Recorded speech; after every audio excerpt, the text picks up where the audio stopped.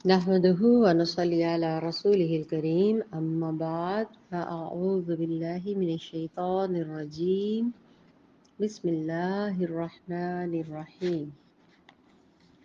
اب چونکہ ذکر چل رہا تھا پیچھے کہ ان کی شکلوں کو مسخ کر دیا گیا، اور وہ میں نے کل پچھلی آیت میں بھی ذکر کیا کہ پھر آلموسٹ کہا جاتا ہے کہ وہ ہفتہ 10 دن یا 3 دن زندہ رہے، اور اس کے بعد اس ساری کی ساری جو نسل ہے وہ ختم کر دی گئی، جن کی شکلوں کو اللہ تعالیٰ نے عبرت کا نشانہ بنایا، ان کو بندر کی شکل اختیار کر دی گئی۔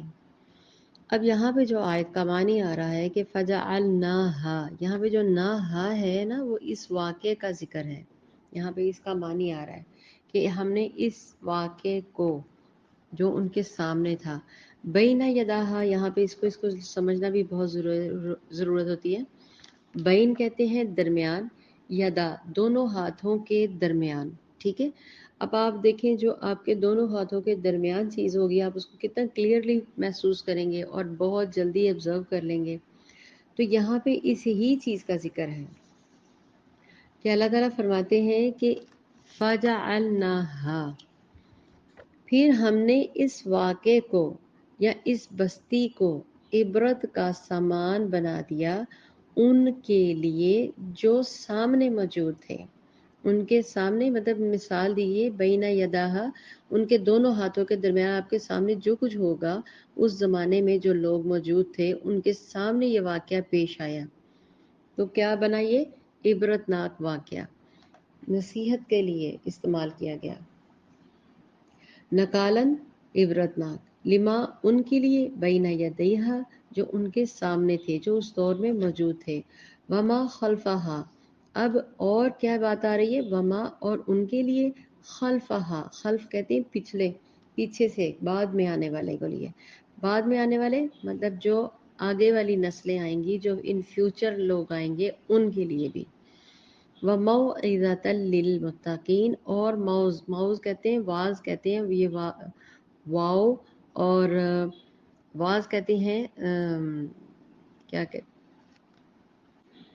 واز کہتے ہیں نصیحت کو، تو یہ موعظۃ مطلب یہاں پہ وہ ذکر آ رہا ہے کہ یہ نصیحت ہے للمتقین، کن کے لیے؟ متقیوں کے لیے، جو ڈر جاتے ہوں، جو اللہ تعالیٰ کی بات یا اللہ تعالیٰ کی ناراضگی کے ساتھ فوراً ڈر جاتے ہوں۔ تو ایک نصیحت اور سبق آموزی بات کو بنا کر اہل تقویٰ کو یہ بتایا جا رہا ہے کہ جو ڈرنے والے ہیں، جو ایمان پر استقامت رکھنے والے ہیں، وہ ڈر جاتے ہیں کہ کہیں ہم سے کوئی غلطی کوتاہی نہ ہو جائے۔ جبکہ آپ سب جانتے ہیں بنی اسرائیل کیا کر رہی تھی؟ لفظوں کو چینج کر رہی تھی، اللہ تعالیٰ کے احکامات کو نہ مان رہی تھی، اللہ تعالیٰ کے معاملات کو سب کو تبدیل کر رہی تھی، دین میں الگ الگ حجت بازی کر رہی تھی، من مانے مطلب خود سے نکال رہی تھی، جس کی بنا پر ان کو عبرت کا نشانہ بنا دیا گیا اور ان کی شکلوں کو تبدیل کر دیا گیا بندروں کے ساتھ۔ اب جب آپ صلی اللہ علیہ وآلہ وسلم کا وقت آیا، جب ان کے دور کے اندر جب آپ صلی اللہ علیہ وسلم نے قرآن کو بیان کیا، قرآن کیا ہے؟ اللہ کی بات، پھر ہمیں دیکھیں بیان القرآن نصیب عطا فرمایا، یعنی کہ قرآن کو بیان کرنے کے لیے حضرت محمد صلی اللہ علیہ وآلہ وسلم ہمیں اللہ تعالیٰ نے عطا کیے کہ ان کے ذریعے قرآن نازل ہوا، وہی نازل ہوئی ان پر، اور انہوں نے آگے سے صحابہ اکرام کو، پھر آگے سے صحابہ اکرام نے تبع تابعین کے ذریعے، پھر حدیث کے ذریعے، مطلب ایسے ہم لوگوں تک قرآن پہنچا۔ اب ہم اس امت کی آلموسٹ آخری نسل ہیں جو چل رہی ہے، آگے کب تک قیامت آنی ہے واللہ عالم، لیکن یہ قرآن اینڈ آف دا ٹائم تک چلتا رہے گا، آخر تک چلتا رہے گا، جس کے اندر نصیحت ہے، وصیحت ہے، یہ سارے معاملات ہیں۔ اگر ہم اس کے اندر قرآن کے اندر اپنے من مرضی کے الفاظوں کو چینج کر دیں، تو کیا ہم نے قرآن کے ساتھ، اللہ کی بات کے ساتھ یہی حجت قائم نہیں کی جو انہوں نے کی؟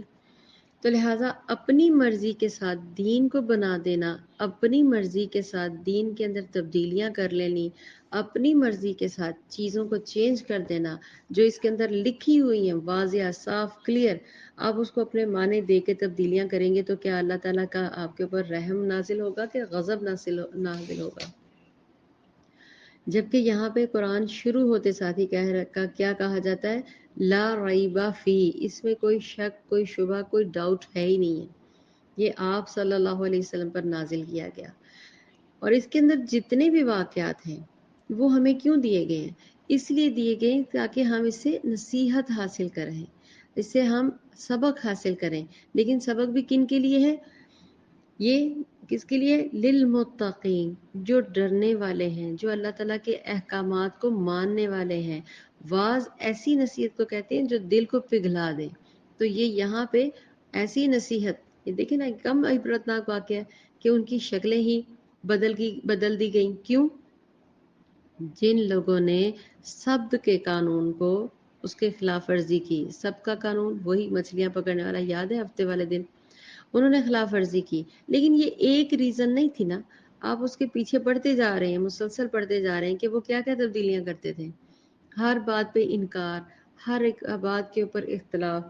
تو جن لوگوں نے اسپیشلی جو یہاں پہ معاملہ پیش کیا جا رہا ہے وہ یہ، جن لوگوں نے سبت کے قانون الہی کے خلاف، اس کے خلاف اپنی من مرضی کی، تو اللہ تعالیٰ نے انہیں بندر بنا دیا۔ اور ان کو اس دور کے لوگوں کے لیے جو سامنے سے دیکھ رہے تھے، وہ سامنے انہوں نے اپنی آنکھوں سے دیکھا کہ جنہوں نے خلاف ورزی کی ان کی شکلیں بدل گئیں، ان کے لیے عبرتناک نشانہ ہو گیا۔ وما خلفہا، پھر کیا کہا جا رہا ہے؟ خلفہا، جو بعد میں آنے والے۔ بعد میں کون آنے والے؟ اس دور کے بعد جو لوگ آئے، ان کے آگے سے نسلوں میں سے نسلیں آئیں، پھر آگے سے اب تک ایون کے قرآن کے ذریعے بھی اس بات کو بیان کیا جا رہا ہے کہ اللہ تعالیٰ نے ان کے ساتھ یہ سلوک کیا۔ لیکن آپ کو اللہ اکبر کبیرہ، اللہ تعالیٰ کا ہمارے پاس جو سب سے بڑی نعمت، اللہ تعالیٰ کی توفیق کے ساتھ ہم مسلمان گھرانوں میں پیدا ہوئے۔ نبی اکرم صلی اللہ علیہ وآلہ وسلم نے اللہ تعالیٰ سے یہ دعا فرمائی تھی کہ اللہ تعالیٰ میری امت کو اس طرح کا تکلیف یا اس طرح کا عبرت کا نشانہ نہ بنانا، مطلب میری قوم کی شکل جو ہے وہ دنیا میں مسخ نہ کر دی جائے۔ اور ایک اور ضروری بات ذہن میں آئی میرے، اکثر لوگ کہتے ہیں یہ جو بندر ہے یا یہ جو چیمپینزیز جو ہیں یا جو بھی منکیز وغیرہ، جو بھی اس طرح کی گوریلا، ان کی شکلیں ہیں، کافی نسلیں ہیں بندروں میں، تو یہ اس ہی دور کی، نعوذ باللہ اس ہی دور سے شاید مسخ شدہ نسلیں جو انسان تھے، وہ آگے سے ان کی نسلوں میں سے ایسے اس طرح کی عجیب و غریب بہرحال حکمت اپنی طرف سے ملا کے اپنی طرف سے باتیں گھڑ کر یہ بتاتے ہیں، جبکہ اللہ تعالیٰ کی کا بیان ہے کہ وہ آپ صلی اللہ علیہ وسلم کی حدیث سے مبارکہ سے ثابت ہے کہ وہ 3 دن 7 دن ہفتہ کے اندر وہ سب مر گئے تھے جن کی شکلیں تبدیل ہوئی ہیں۔ تو نسل کہاں سے چلنی ہے؟ اور یہ یاد رکھیں، احادیث سے بھی ہے، ان کی رات پڑھیں تو جو بندر نما یا جن کی شکلیں مسخ ہو جاتی ہیں ان کی نسلوں کو اللہ تعالیٰ نسل نہیں دیتا، ان کی وراثت کو نہیں بڑھاتا۔ یہ آپ صلی اللہ علیہ وسلم کی حدیث اگر آپ سرچ کریں تو آپ کو مل جائیں گی کہ مسخ شدہ شکلوں کی نسل آگے سے افزا نہیں پاتی۔ یہ بات 2 کانسیپٹ تھے جو غلط تھے، وہ میں آپ سے کلیئر کرنا چاہ رہی تھی، احادیث کی روشنی سے آپ کو مزید کلیئر ہو جائے گا۔ تو اللہ تعالیٰ کی نافرمانی کر کے بندر بن جانے والوں کو جنہوں نے دیکھا تھا، ان کے لیے یہ واقعہ ان کی آنکھوں دیکھی گواہی تھا۔ اور پھر زمانے کے بعد، اس زمانے کے بعد جو باقی لوگ اور آئے باری باری، حتیٰ کہ ہم اب تک یا ہماری آگے سے نسلیں جب قرآن پڑھیں گی تو ان کو بھی یہ بات نصیحت کے طور پر بتائی جا چکی ہے قرآن کے ذریعے کہ یہ واقعہ عبرت کا سبب بنا۔ کیوں؟ نافرمانی کرنے والوں پر شکلیں مسخ ہو گئی۔ تو ہم نے اس سے کیا نصیحت حاصل کرنی ہے کہ ہم بھی کہیں اللہ تعالیٰ کی غضب کا شکار نہ ہو جائے، اللہ تعالیٰ کی غصے کا ہم لوگ کے اوپر کوئی، اللہ رحم کرے، کوئی ہمیں سے ناراضگی نہ ہو جائے۔ ہم کیوں بھول جاتے ہیں کہ انسان جو ہے وہ اس کا سارا وجود اصل میں اللہ کا اختیار ہے نا. انسان تو خود کچھ بھی نہیں کر سکتا، اللہ جو چاہے وہ کر سکتا ہے. انسان جو نہیں کر سکتا وہ صرف اور صرف اللہ کرتا ہے. ہمارا اٹھنا بیٹھنا چلنا پھرنا، کھیتی باڑی، گھر کاروبار، بچے. آپ کا کیا حال ہے؟ آپ بچے پیدا کرتے ہیں؟ نہیں، اگر اللہ نہ چاہے تو اولاد نہیں ہوتی. اللہ چاہتا ہے جسے عزت دیتا ہے، اللہ جسے چاہتا ہے اولاد دیتا ہے، اللہ جسے چاہتا ہے رزق دیتا ہے، اللہ جسے چاہتا ہے اسے اس نعمتوں سے نوازتا ہے، اور جسے چاہتا ہے وہ ان نعمتوں سے ان کو فارغ کر دیتا ہے، چھین لیتا ہے. بہرحال اوپر سے یہ ہمارے عجیب کانسیپٹس کہ اس لیے اس کے ساتھ اس طرح ہوا کیونکہ اللہ نے اس طرح کیا. آپ کو کیسے پتا کہ اللہ تعالیٰ نے اس کا امتحان لے رہے ہیں؟ اللہ تعالیٰ اس کو اپنی آزمائش میں اتار رہے ہیں، یا وہ اللہ کا زیادہ برگزیدہ بندہ ہے یا آپ زیادہ ہیں. یہ بلا وجہ کی قیاس آرائیاں، اپنی طرف سے من گھڑت باتیں یہ نہیں کرنے چاہیے. اس طرح کی قیاس آرائیاں، اپنی طرف سے من گھڑت باتیں کرنے کی وجہ سے آپ دیکھیں آپ کس طرح کے غضب کا شکار ہو جاتے ہیں. بہرحال اللہ تعالیٰ نے اس واقعے سے ان پر حجت قائم کر دی تھی تاکہ وہ گناہوں سے باز آ جائیں، کیونکہ وہ نسل باز نہیں آ رہی تھی. پھر اس نسل کو ویسے ہی ختم کر دیا گیا، وہ سارے کے سارے مر گئے. وَمَوْعِظَةً لِّلْمُتَّقِينَ، اور اللہ تعالیٰ سے ڈرنے والوں کے لیے نصیحت ہے. لازمی بات ہے، جو اللہ تعالیٰ کا خیال رکھے گا، جو جانتا ہے کہ وہ رحمان ہے، وہ رحیم ہے، وہ کبھی کچھ ہو ہی نہیں سکتا کہ بندے کو، مسلمان کو، وہ کبھی اکیلا اور تنہا چھوڑے. تو جو ڈرنے والے ہیں، جو فوراً دلوں کے نرم لوگ ہیں، وہ اللہ تعالیٰ کی بری بات جو بھی ہوتی ہے، جھوٹ چوری چکاری چگلی بخیلی، کسی بھی بات سے وہ فوراً سے پہلے بچ جاتے ہیں. وہ اس راستے پہ چلتے نہیں ہیں. وہ خواتین جو اسپیشلی پردہ کرتی ہیں کیونکہ اللہ ان کو پسند کرتے ہیں، صرف اللہ کی رضا کے لیے. جو خواتین قرآن، نماز، روزہ، اذکار اور اپنے گھر میں خوش اسلوبی، خوش اخلاقی کے ساتھ ہنستے مسکراتے ہوئے گھر کے کام کرتی ہیں، کیوں کرتی ہیں؟ کہ اللہ ہم سے راضی ہو جائے.